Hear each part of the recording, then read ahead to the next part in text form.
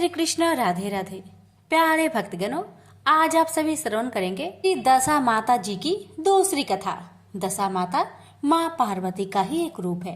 आपसे हमारी निवेदन है, कथा को पूरा अवश्य सुनिएगा और कमेंट बॉक्स में दशा माता की जय लिखना ना भूले और इस वीडियो को दूसरे भक्तों के पास भी शेयर कीजिएगा। कथा इस प्रकार है। एक घर में सास बहू रहती थी। बहू का पति विदेश गया था। एक दिन सास ने बहू से गांव में से आग लाकर भोजन बनाने के लिए कहा। बहू गांव में आग लाने गई, पर किसी ने भी उसे आग नहीं दी और उससे कह दिया कि जब तक दशा माता की पूजा न हो जाती तब तक आग नहीं मिलेगी। बेचारी बहू खाली हाथ घर लौट आई।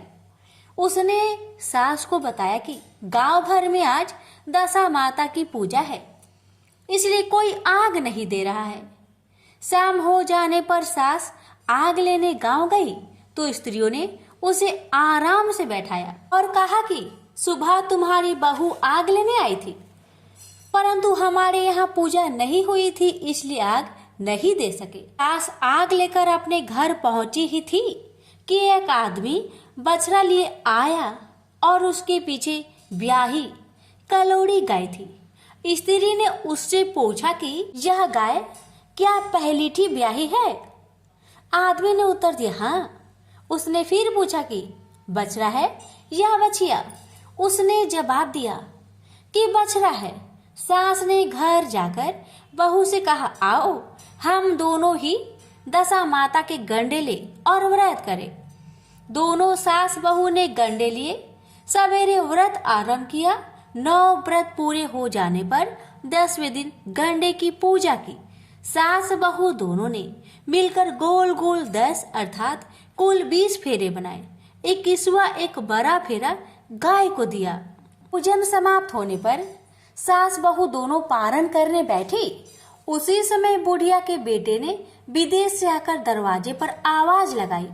आवाज सुनकर माँ ने मन में सोचा कि क्या हर्ज है, उसे जरा देर ठहरे दो, मैं पारायण करने के बाद किवाड़ खोलूंगी। हर बहू ने आवाज सुनी तो उसे ठहरने का साहस नहीं हुआ। अपनी थाली का अन्न इधर उधर करके झट पानी पीकर उठ खड़ी हुई। उसने जाकर किवाड़ खोले। पति ने उससे पूछा कि अम्मा कहाँ है? बहू ने उत्तर दिया कि वह तो अभी पारण कर रही है। तब पति बोला, मैं तेरे हाथ का जल नहीं पीऊंगा, क्योंकि मैं 12 बरस में घर आया हूँ। इतने दिनों तक न जाने तू किस प्रकार रही होगी। अम्मा आएगी, वह जल लाएगी, तभी जल पीऊंगा। यह सुनकर स्त्री चुपचाप बैठ गई। इतने में उसकी अम्मा पारण कर अपनी थाली धोकर पी चुकी। तब वह लड़के के पास गई। लड़के ने सादर उसके पैर छुए। अम्मा उसे आशीर्वाद देकर भीतर घर में ले गई। माता ने थाली परोस कर रखी। बेटा भोजन करने लगा। उसने हाथ में पहला ग्रास लिया ही था कि फेरों के वे टुकड़े जो बहू ने अपनी थाली में फेंक दिए थे अपने आप उछलकर उसके सामने आने लगे। बेटे ने माँ से पूछा, यह सब क्या हो रहा है माँ? माँ बोली, मैं क्या जानूं, बहू जाने। यह सुनकर बेटा आग बबूला होकर बोला, ऐसी बहू मेरे किस काम की जिसके चरित्र की तू साक्षी नहीं है? उसको मैं घर में नहीं रख सकता। इसे अभी घर से निकालो। यदि यह घर में रहेगी तो मैं घर में नहीं रहूंगा। माँ ने बेटे को व्रत के पारण का सब हाल बताकर हर तरह से समझाया, परंतु वह मानने को तैयार नहीं हुआ। वह यही कहता रहा कि इसे घर से बाहर करो तो मैं रह सकता हूँ। माँ ने सोचा कि बहू को थोड़ी देर के लिए बाहर कर देती हूँ। जब लड़के का गुस्सा उतर जाएगा तब बहू को बुला लूंगी। बुढ़िया ने बहू से कहा, देहरी के बाहर जाकर उसारे के नीचे खड़ी हो जा। जब बहू उसारे के नीचे खड़ी हुई तो उसारा बोला, मुझसे हटकर खड़ी हो, मैं दशा माता की विरोधी को छाया नहीं दे सकता। इस पर वह वहां से चलकर घिरोची के पास गई। घिरोची बोली, मुझसे हटकर खड़ी हो, मुझे इतना भार घरों का नहीं जितना तेरा है। वह वहां से हटकर धूरे के ढेर पर खड़ी हो गई। धूरे का ढेर बोला, मुझे इतना भार कूड़े का नहीं जितना तेरा है, चल यहां से हटकर कहीं और खड़ी हो जा। इस प्रकार उसे कहीं भी खड़ा होने नहीं दिया गया। वह अपने मन में बहुत दुख मान रही थी। वह जंगल में चली गई। जंगल में भूखी प्यासी घूमती फिरती अंधेरी कुएं में गिर पड़ी। वह उसमें गिर तो पड़ी, परंतु उसे चोट न आई। वह नीचे बैठ गई। अचानक राजा नल शिकार खेलते खेलते वहां पहुंच गए। उनके साथी बिछुड़ गए थे। वह प्यास के कारण उसी कुएं पर आए जिसमें वह स्त्री गिर पड़ी थी। राजा नल के भाई ने कुएं में पानी के लिए लोटा डाला तो वह स्त्री ने लोटे को पकड़ लिया। भाई ने नल से कहा कि इस कुएं में तो किसी ने लोटा पकड़ लिया है। तब राजा नल ने कुएं पर आकर कहा, तुम यदि पुरुष हो तो मेरे धर्म के भाई हो और स्त्री हो तो मेरी धर्म की बहन हो। तुम जो भी हो बोलो, मैं तुम्हें बाहर निकालूंगा। स्त्री ने आवाज दी। राजा ने उसे बाहर निकाल लिया तथा उसे हाथी पर बैठाकर राजधानी ले आया। महाराज को शिकार से लौटकर महलों की ओर आते देखकर सेवकों ने महारानी को महाराज के आने की सूचना दी। सेवकों ने एक स्त्री को हाथी पर बैठे देखकर रानी को बताया कि महाराज एक नई रानी को साथ ला रहे हैं। यह जानकर महारानी बड़ी दुखी हुई। इतने में महाराज भी वहां आ पहुंचे। रानी ने हाथ जोड़कर विनती की, महाराज मुझसे ऐसी क्या गलती हो गई जो मेरे रहते अब दूसरा विवाह कर लाए। राजा नल ने हंसकर उत्तर दिया, वह तुम्हारी सौत नहीं ननद है, मेरी धर्म बहन है। तुम्हें उसके साथ अपनी सगी ननद की तरह बर्ताव करना चाहिए। यह सुनते ही महारानी का मुख प्रसन्नता से कमल की भांति खिल उठा। वह बोली, अब तक मैं ननद का सुख नहीं जानती थी। अच्छा हुआ जो मुझे भाग्य से ननद भी मिल गई। राजा ने उसका नाम मुंह बोली बहन रखा और उसके लिए अलग से महल बनवाया। उसके दिन अब सुख पूर्वक बीतने लगे। एक दिन राजा की घोड़ी ब्याही तो राजमहल की स्त्रियां बधाई गीत गाने लगी। मुंह बोली बहन ने अपनी दासियों से कहा, बाहर जाकर पता करो कि किस बात की बधाई बन रही है। दासियों ने बताया, महाराज की घोड़ी ने अच्छी घड़ी में उत्तम बछेरी को जन्म दिया है, उसकी बधाई गाई जा रही है। मुंह बोली बहन ने पूछा, पहलोठी ब्याही है या दूसरी तीसरी बार? दासियों ने उत्तर दिया, यह तो पहलोठी है।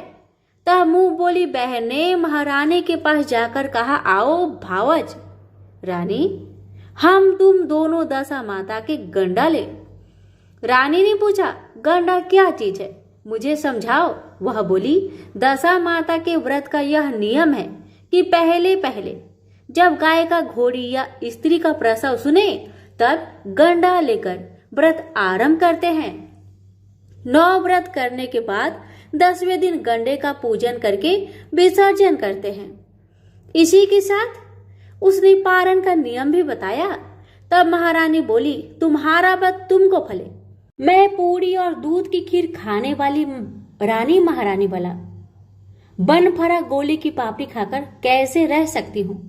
ऐसा खाना मेरी वाला मारी मारी फिरी और आपके देश में आ गई हूँ। महारानी ने उदासीनता के साथ कहा, मुझे क्या पड़ी है, तुम्हें जो अच्छा लगे वह करो, मैं मना तो नहीं कर रही हूँ। मुंह बोली बहन ने श्रद्धा पूर्वक गंडा लिया। 9 दिन तक व्रत किए। 10वें दिन विधि पूर्वक पूजन किया, गोला फरा बनाए और संध्या को पारण करने बैठी। उसी समय उसके पति को अनायास कुछ प्रेरणा सी हुई। वह अपनी माता से आज्ञा लेकर अपनी पत्नी को ढूंढने चल दिया। घूमता फिरता वह राजा नल की राजधानी में पहुंच गया और अपनी पत्नी का पता लगाने लगा।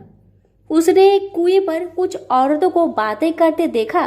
कह रही थी, राजा की मुंह बोली बहन बहुत ही सुंदर स्त्री है, आजकल उसी का किया हुआ सब कुछ ऐसा होता है। दूसरी स्त्री बोली, वह सुंदर होने के साथ साथ धर्मात्मा भी है। जब से आई है तभी से उसने सदा व्रत खोल रखा है। उसके दरवाजे से कोई भी व्यक्ति खाली हाथ नहीं लौटता। तीसरी स्त्री बोली, वह जैसी धर्मात्मा है वैसी सदाचारिणी भी है। चौथी स्त्री बोली, वह सदाचारिणी और सर्वप्रिय भी है, सारी प्रजा उससे खुश है। पांचवी स्त्री बोली, यह तो सब है, परंतु अब तक यह पता नहीं चला कि वह कौन है और कहाँ की रहने वाली है। उन औरतों की बातें सुनकर वह साधु की भेष में राजा नल की मुंह बोली बहन के महल के द्वार पर जा पहुंचा। वहां उसने भिक्षा हेतु आवाज लगाई तो द्वारपाल उसे भिक्षा देने लगा। उसने द्वारपालों के हाथों से भिक्षा लेने से मना कर दिया और बोला, भिक्षा देने वाली स्वामिनी के हाथ से ही भिक्षा ग्रहण करूंगा, नहीं तो मैं अपने रास्ते चला। तब द्वारपाल ने उससे कहा, इस समय वह दशा माता का व्रत करके पारण कर रही है। पारण समाप्त होने के बाद ही वह तुझको भिक्षा दे सकती है, तब तक तुम प्रतीक्षा करो। वह चुपचाप बैठकर प्रतीक्षा करने लगा। पारण कर लेने के बाद वह मुट्ठी भर मोती लेकर आई, परंतु अपने सामने पति को पल्ला फैलाए देखकर वह मुस्कुराती हुई लौट गई। दोनों ने एक दूसरे को पहचान लिया था। महारानी ने मुंह बोली ननद को मुस्कुराते देखकर कहा, जब से तुम आई हो आज तक मैंने तुमको मुस्कुराते हुए नहीं देखा। आज इस साधु को देखकर हंसने का क्या कारण है? मुंह बोली बहन ने उत्तर दिया, वह साधु हमारे घर का है। रानी ने पूछा, तब वह ऐसे क्यों आया है? उसने कहा, वह अभी मेरा पता लगाने आया है। महारानी ने राजा नल से कहा, तुम्हारी मुंह बोली बहन के घर के लोग आए हैं। राजा ने कहा, उनसे कह दो कि अभी यहाँ से घर जाकर वहां से हमारी हैसियत से आए, तब मैं बहन की विदाई करूंगा। राजा नल की मुंह बोली बहन का पति घर जाकर अपनी माँ से बोला, तुम्हारी बहू राजा नल के यहाँ उसकी बहन बनकर रह रही है। वह रोज सदा व्रत करती है और नियम धर से दिन बिताती है। तब उसकी माता ने उससे आज्ञा दी कि बहू को ले आओ। वह डोली पीनस बाजे गाजे कहार आदि के साथ यथाचित सच धन कर राजा नल की राजधानी को चल दिया। राजा ने उसका यथोचित आदर सत्कार किया और कुछ दिन मेहमानी में रखकर विधि पूर्वक बहन की विदाई की। जब वह महल से बाहर निकल चलने लगी तो महल भी उसके पीछे पीछे चलने लगा। तब महारानी बोली, ननद जी तुम चली और मेरा महल भी ले चली, जरा पीछे मुड़कर तो देखती जाओ। जैसे ही उसने मुड़कर पीछे की ओर देखा तो राजा का संपूर्ण राजसी वैभव अचानक लुप्त हो गया। राजा की मुंह बोली बहन तो अपने पति के साथ आनंद से रहने लगी, परंतु राजा नल व रानी का यह हाल हो गया कि वे दोनों कमरी कथरी ओढ़े फिरने लगे। उनके भोजनालय में पत्ते खरखराने लगे। राजा नल रानी से बोले, अब हमें यहाँ से कहीं दूसरी जगह चले जाना चाहिए। रानी पतिव्रता स्त्री थी, उसने राजा की आज्ञा मान ली। चलते चलते वे एक गांव के पास पहुंचे। वहां पर बैरी के पेड़ पर बैर लगे हुए थे। राजा रानी दोनों भूखे थे। उन्होंने बैरों को उठाया तो बैर लोहे के हो गए। इस प्रकार राजा रानी जिस वस्तु को भी हाथ लगाते वह कंकर पत्थर में बदल जाती थी। इतने पर भी राजा रानी आगे बढ़ते गए। रास्ते में उन्हें एक व्यापारी मिला। व्यापारी ने राजा रानी को पहचान लिया। उसने राजा रानी के भोजन के लिए सैर भर आटा दिया। वे आटा लेकर एक नदी किनारे गए। महारानी भोजन बनाने लगी और राजा नल स्नान करने चले गए। उस नदी में मछुआरे मछलियां पकड़ रहे थे। मछुआरों ने राजा को 4 मछलियां दी। रानी ने मछलियां भूनकर रोटियां बना ली।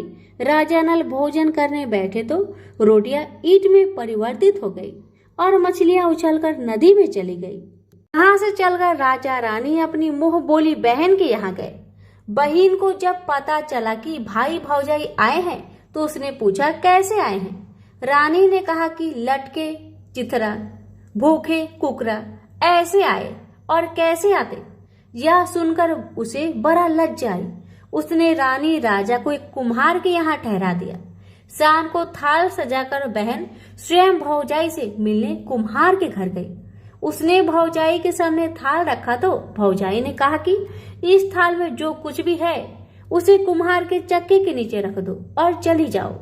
ननद थाल का सामान चक्के के नीचे रखकर चली गई। थोड़ी देर में राजा ने आकर रानी से पूछा, कहो बहन, आई थी? क्या लाई थी? रानी ने कहा, आई तो थी, पर जो कुछ लाई थी मैंने इसे चक्के के नीचे रखवा दिया है। राजा ने वहां देखा तो वहां कंकर पत्थरों के सिवा कुछ भी नहीं था। राजा को समझते देर न लगी कि ये सब कुदशा के कारण हो रहा है। भला वह मेरे लिए कंकर पत्थर क्यों लाएगी? अब राजा रानी वहां से चलकर अपने मित्र के घर गए। मित्र को लोगों से पता चला तो उसने उससे पूछा, कैसे आना हुआ? उन्होंने उत्तर दिया, कमरी ओढ़े, कथरी बिछाए, मांग मांग कर खाए, ऐसे आए और कैसे आए? मित्र ने दुखी होकर कहा, कोई हानि नहीं, जैसे आए वैसे अच्छे आए। मित्र है, उन्हें महलों में ले आओ। मित्र ने उन दोनों का स्वागत किया, स्वादिष्ट भोजन करवाया, एक कमरे में उनके लिए पलंग बिछवा दिए। उस कमरे में खूंटी पर 9 लखा हार टंगा था और पलंग की पाटी पर बुजेरिया खड़ा रखा था। आधी रात के समय राजा तो सो गए, परंतु रानी जाग रही थी। रानी ने देखा कि हार वाली खूंटी के पास दीवार में एक मोर का चित्र बना है। मोर धीरे धीरे हार को निगल रहा है। रानी ने राजा को जगाकर वह दृश्य दिखाया। राजा ने सोचा, यहाँ से चुपचाप भाग चलना चाहिए, नहीं तो सवेरे चोरी का कलंक लगेगा। तब मित्र को क्या मुख दिखाएंगे? बेचारे राजा रानी रात में ही उठकर जंगल की तरफ चल गए। दोनों चलते चलते एक दूसरे राजा की राजधानी में पहुंचे।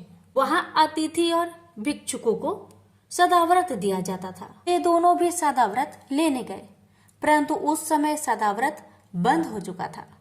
वहां के अधिकारियों ने कहा, यह लोग न जाने कहां से अभागे आए हैं कि इन्हें देने के लिए कुछ भी बचा नहीं, फिर भी इन्हें एक मुट्ठी चने दे दो। उन्होंने इस प्रकार से अनादर और कुवाच्य से दान लेना अस्वीकार कर दिया। वे दानाध्यक्ष की निंदा करते हुए बोले कि ऐसी कंजूसी है तो सदाव्रत देने का नाम ही क्यों करता है? दानाध्यक्ष बोला, यह तो बड़ा घमंडी भिक्षुक लगता है, भीख भी मांगता है और गाली भी देता है, इसको हवालात में डाल दो। इस प्रकार दोनों को एक कोठरी में बंद कर दिया गया। एक एक मुट्ठी चने दोनों को खाने के लिए मिलने लगे। जिस कोठरी में राजा रानी को बंद किया गया था उसी के पास आम रास्ता था। एक महत रानी राजा की घुड़सवार को साफ कर उसी रास्ते से निकला करती थी। एक दिन वह बहुत देर से निकली। रानी उससे पूछने लगी कि आज तुम्हें इतनी देर कैसे हो गई? वह बोली कि आज राजा की घोड़ी ब्याही थी, उसकी टहल में देर हो गई। रानी ने पूछा कि घोड़ी पहली बार ब्याही है या दूसरी तीसरी बार? महत रानी ने बताया, पहली बार। फिर रानी ने पूछा, बछेरा हुआ या बछेरी? महत रानी ने बताया कि बहुत अच्छा बछेरा हुआ है। यह सुनकर रानी ने राजा से कहा, एक बार मैंने तुम्हारी मुंह बोली बहन के गंडे का अनादर किया था, उसी दिन से हमारी दशा बदल गई है। मैं आज दशा माता का गंडा लेना चाहती हूँ। राजा ने कहा, परंतु यहाँ पूजा की सामग्री कहाँ से आएगी? उसके नियम धर्म का पालन कैसे होगा? रानी ने उत्तर दिया, वही दशा माता सब कुछ करेगी, मैं तो उन्हीं का नाम लेकर गंडा लेती हूँ, फिर जो होगा देखा जाएगा। रानी ने 9 तार राजा की पगड़ी से एक तार में अपने आंचल का लेकर गंडा तैयार किया और उसी समय से व्रत करने लगी। थोड़ी देर में वहां का राजा अपनी घोड़ी को देखने के लिए उसी रास्ते से निकला। राजा ने नल दमयंती को कोठरी में बंद देखकर पूछा कि वे लोग कौन है और इनका अपराध क्या है? पहरेदारों ने कहा, ये लोग भिक्षा लेने आए थे, ये आपको आशीर्वाद देने के बदले गालियां देते थे। इसी कारण दानाध्यक्ष ने इन दोनों को कैद में डाल दिया है।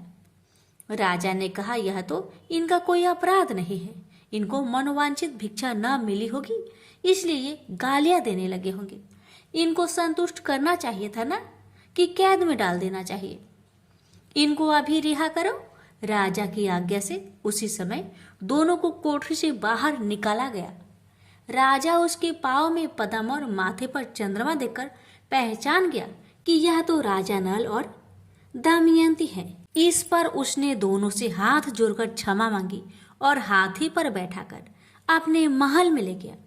कुछ दिन बाद राजा के यहाँ रहकर उन दोनों ने पूरे राजसी ठाट के साथ अपनी राजधानी की ओर प्रस्थान किया। रास्ते में वे पहले अपने मित्र के यहाँ गए। मित्र ने राजा नल की आने की खबर सुनकर लोगों से पूछा, मित्र आए तो कैसे आए? लोगों ने कहा, आपकी बार तो राजसी ठाट बाट के साथ हाथी, घोड़े, डंका, निशान, पालकी, पीनस एवं फौज को साथ लेकर आए हैं। मित्र ने कहा, अच्छी बात है, आने दो। मेरे लिए तो जैसे तब थे वैसे अब भी है, आखिर है तो मित्र ही। राजा रानी मित्र के महल में गए। मित्र ने उनको आदर सत्कार के साथ उसी स्थान पर ठहराया जिस स्थान पर पहले ठहराया था। आधी रात के समय जब राजा सो रहे थे और रानी पैर दबा रही थी, तब रानी ने देखा कि मोर का चित्र जो पहले हार को निगल रहा था उसे उगल रहा है। रानी ने राजा को यह दृश्य दिखाया। राजा नल ने अपने मित्र को बुलाकर यह दिखाया। मित्र बोला कि मैंने तब तुमको न तब चोरी लगाई थी, न अब लगाता हूँ। यह दृश्य कुदशा का फल था। आप निश्चिंत रहिए, मेरे मन में कोई मैल नहीं है। मित्र की यहाँ से चलकर राजा रानी अपनी मुंह बोली बहन के यहाँ गए। उसने जब सुना कि राजा भैया आ रहे हैं तो उसने लोगों से पूछा, कैसे आ रहे हैं? लोगों ने कहा, जिस प्रकार राजा को आना चाहिए उसी प्रकार से आ रहे हैं। उसने कहा, उनको महल में ले आओ। जब राजा नल की हाथी बहन के महल की ओर बढ़ा, तब रानी ने कहा, आप अपनी बहन के घर जाइए, मैं उसी कुम्हार के घर पर रहूंगी जिसके यहाँ पहले ठहरी थी। राजा ने कहा, जिस कारण इतने दुख उठाए तुम फिर उससे झगड़ा लेना चाहती हो, यह तुम अच्छा नहीं कर रही हो। परंतु रानी नहीं मानी। वह कुम्हार के घर पर ठहरी। राजा बहन के घर चले गए। शाम को राजा की बहन भाऊज को लेने थाल सजाकर चली। उसने भाऊज के सामने थाल रख दिया। भाऊज सोने चांदी के गहने उतार उतार कर रखने लगी और कहने लगी, खाओ रे, मेरे सोने चांदी के गहने को खाओ, हम भूखे नंगे क्या खाएंगे। यह उल्हाना सुनकर ननद बोली, यह उल्हाना, और बोली, किस पर कसती हो? मुझसे जो कुछ हो सका सो सब लाई थी, वही अब भी लाई हूँ। विश्वास ना हो तो चक्की के नीचे अभी देख लो। सचमुच चक्की के नीचे देखा तो वहां पर मणिक मोतियों का ढेर लगा था। रानी यह सब देखकर सन रह गई। वह बोली, ननद जी, तुम्हारा कोई दोष नहीं है, यह तो मेरी कुदशा का परिणाम था। रानी ने ननद को लाया सब सामान तथा उनमें अपनी तरफ से कुछ और जवाहरात मिलाकर ननद को वापस कर दिया, परंतु पूजा का न्योता देना भूल गई। वहां चलकर राजा सूरा गाय के पास आए। गाय ने सेना सहित राजा को भरपेट दूध पिलाया।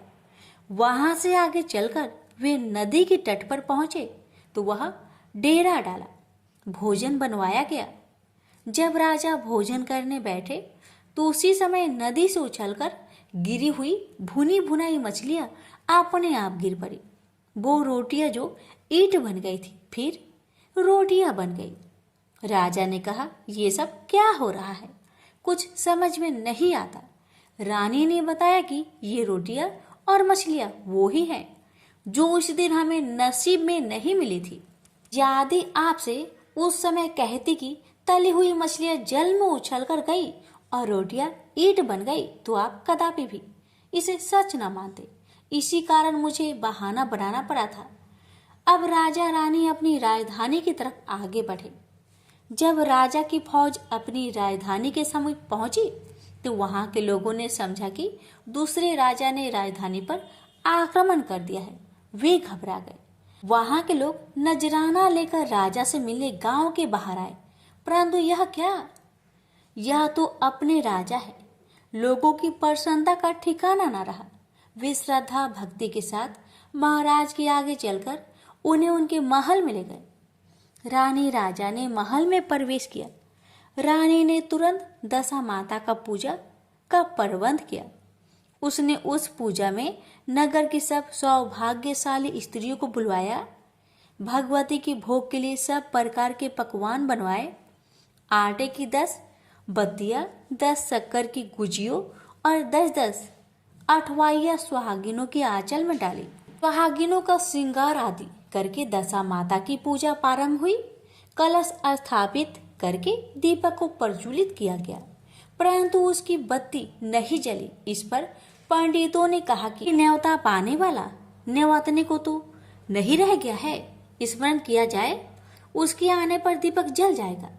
रानी ने सोच विचारने पर बताया कि ननद न्योतने से रह गई है। पंडितों ने कहा कि उसे फौरन बुलाया जाए। राजा ने अपना दूतगामी रथ भेजकर अपनी मुंह बोली बहन को बुलवाया। उसके आते ही कलश की मणिक प्रज्वलित हो गया। बड़ी धूमधाम से पूजा की गई। अंत में सुहागिनों को भोजन कराकर विदा किया गया। उसी समय राज्य में आज्ञा जारी की, मेरी प्रजा के लोग दशा माता का व्रत किया करें। भगवती माता ने जिस प्रकार राजा नल के दिन फेरे, उसी प्रकार सबके फेरे। प्रेम से बोलिए दशा माता की जय।